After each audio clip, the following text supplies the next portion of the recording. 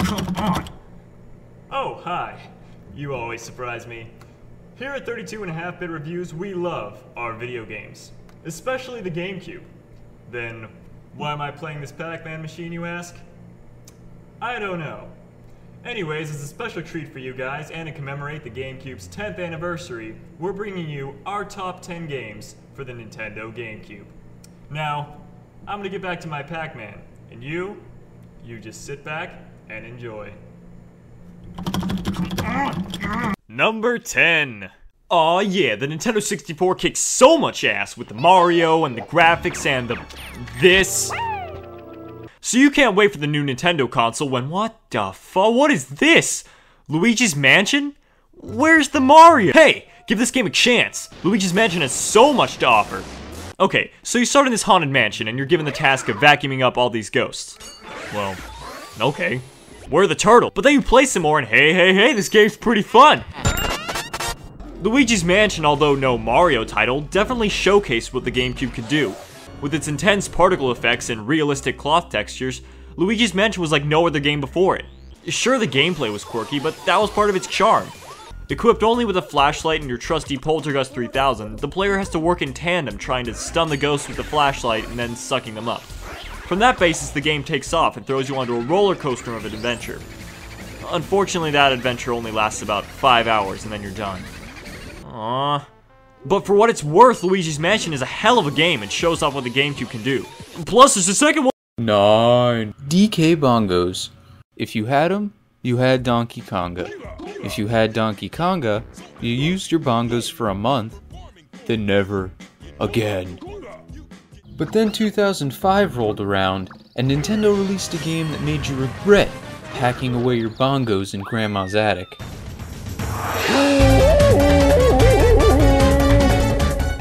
Made by the same team that would later make Super Mario Galaxy, Donkey Kong Jungle Beat drums up nostalgia for Donkey Kong Country's 2D gameplay, but keeps the experience fresh by adding a new control scheme. Yeah, that's right. It's a 2D side-scroller played with a bongo drum. You're probably thinking, that sounds god-awful, how does that even work? I'll tell you how it works. Really well. They had to make it pretty easy given the controls, but that doesn't mean it's not enjoyable. Between the gaze-mazing graphics and the constant pitter-patter of the drum controller, DK Jungle Beat keeps the stimulation high. I mean, hell, the only reason it's not any higher on the list is because it's too short. Number 8. What do you get when you adapt a pop-up book into a stage production and make a role-playing game out of it? Origami theater? As awesome as that sounds, can we make that after this? You really get Paper Mario, the 1,000-Year Door. There's a legendary treasure locked behind the titular 1,000-Year Door, and it's up to the paper plumber and his companions to unlock said treasure. Also, a robot falls in love with Peach. Paper abilities, devious puzzles, imaginative graphics, hilarious writing, and a battle system that actually requires reflexes make this the best RPG on the GameCube and staple Paper Mario firmly to our number 8 spot. Princess Peach shower scene? Stop watching the video. As you read this, you will come to learn fear as I have. So what do you think of when you think of Nintendo? Zelda? Lolo? Dismembered corpse on the floor? Haha, yes. This little gem of a game is Eternal Darkness, Sanity's Requiem. Nintendo's first M-rated game. Basically, this game is about a book that messes up people's lives and makes you feel like you're going insane. Not to mention, it's pretty freaking scary.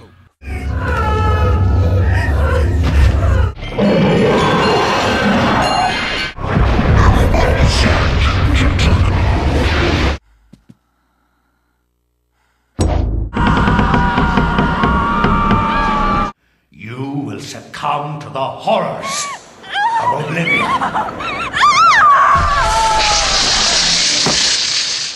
Do I really need to say anything? I have never seen anything like this in my 20 years on the Force. Number 6! The Super Nintendo had one, the Nintendo 64 had one, and now the GameCube has one. Yes, Double Dash added to the lineage of Mario Kart, bringing you more courses, more characters, and most importantly, more fun. All the loose ends of its predecessor were now fine-tuned into what is most likely the best racing game on the GameCube. Okay, I know what you're thinking. Duh, it's a sequel, of course they would fix all that. What makes Double Dash different? Well, just look at its name. Double Dash. The hell is that? BAM! 2 racers, 1 car, mind blown. Double Dash presented a whole new perspective on the racing franchise, not only giving players an amazing racing game, but teaching them a little something about camaraderie. Diddy Kong face on the ground. Number 7, no, number 6, no, number 5. We all know GameCube games were innovative, but none were as iconic as Pikmin. Yes, Pikmin, a real-time strategy that released a month after the GameCube and became an instant cult classic. With its realistic terrain and foliage, yet adorably simplistic characters, Pikmin enthralls the player as soon as they pick up the box. After crash landing on a foreign planet, Olimar is given only 30 days to find and repair his ship. From there, the player has to not only obsess over troops and enemies, but time as well. And that's what really sells Pikmin. Well, that, and how freaking adorable everything is.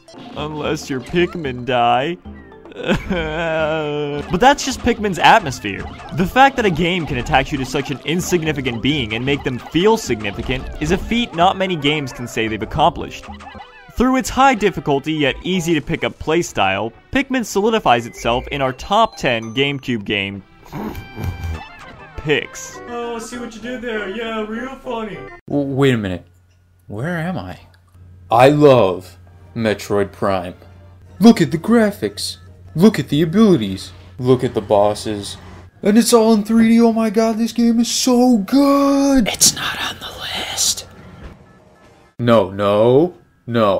Don't close the video.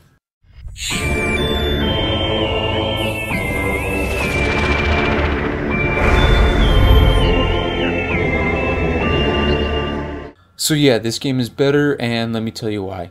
1. It has a much darker tone. 2. It's significantly harder.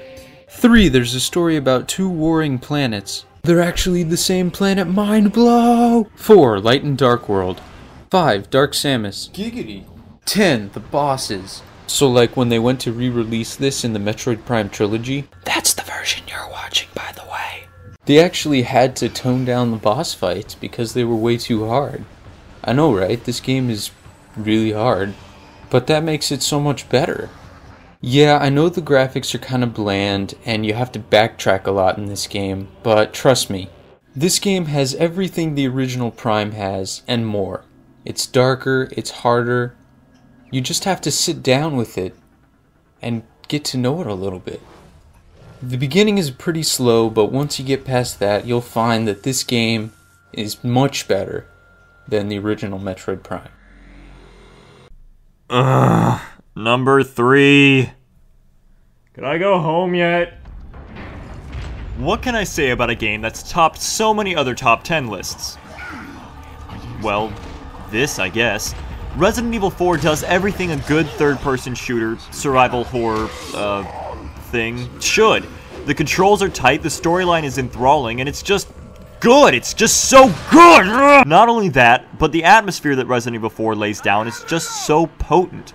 From a desolate village to a scary castle, Resident Evil 4 will throw you to the brink of insanity as you try to save the president's daughter. Even though the camera can get a little wonky at times, Resident Evil plays just as well as anything next-gen. And for the GameCube's time, the graphics are, well, look at them! Plus, as an added bonus, it's one of the few GameCube games that actually comes with 2 discs. Through its brilliant storyline, intuitive gameplay, and iconic panty shots, Ow! You pervert! Resident Evil 4 earned its place as our number 3 best GameCube game. Plus, shooting zombies' heads off never gets old. Oh hey, it's number 2. When Nintendo showed off this tech demo in 2000, people were losing their minds. Oh my god, it's so real, I can't wait for it, yeah! A year later, we got a trailer for the game actually being developed.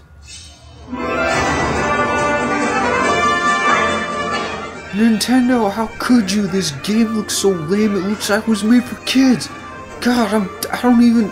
Unfortunately, the Wind Waker's cel-shaded art style disheartened many fans' hopes in the franchise. Then somebody actually played the game. Oh damn. Wind Waker fooled all of us. Even though he looks like a cartoon, Link plays just as well as he ever did in Ocarina of Time. In fact, he's got some new moves. Camouflage. Rope swing. The move where he parries an opponent's attack. Talking sailboat. That's not all. Epic dungeons, quirky characters, and one of the best video game endings ever. This game epitomizes the GameCube. It's colorful and childish on the outside, complex and intense on the inside. The sailing isn't as bad as everybody thinks. The time has come, the moment you've all been waiting for. Number 6?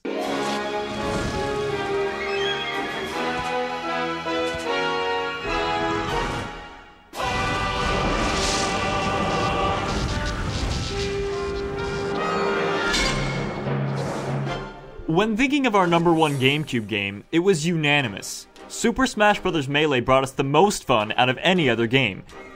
And just through that alone, I don't really feel like I have to enforce it anymore. But whatever, Melee is a great fighting game, yes, we get that. But it's so much more than that. Melee can give complete strangers the ability to duke it out as their favorite Nintendo characters, whether they're on a team or standing alone. It's more about the experience you get from Melee rather than the gameplay itself. And even if you're looking at it from a technical standpoint, the characters look beautiful, the controls are refined, it has a practically infinite replay value, there's so many different game modes, tons of collectibles, and people are still playing it today. So, yeah, it's good. What the fuck? Yeah, alright. Hey, what's up? So that's our list. Now, we didn't get everybody's favorite, so if we missed yours, go ahead and tell us in the comments section. Maybe we'll get to it another time. So yeah, happy 10th birthday GameCube. Here's to 10 more great years. Maybe. Thanks for watching. Stick around, guys.